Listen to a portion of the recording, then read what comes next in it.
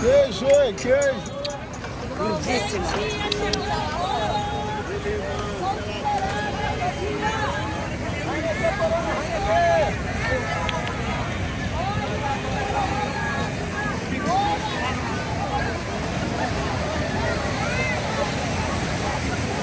Muito diferente da faculdade.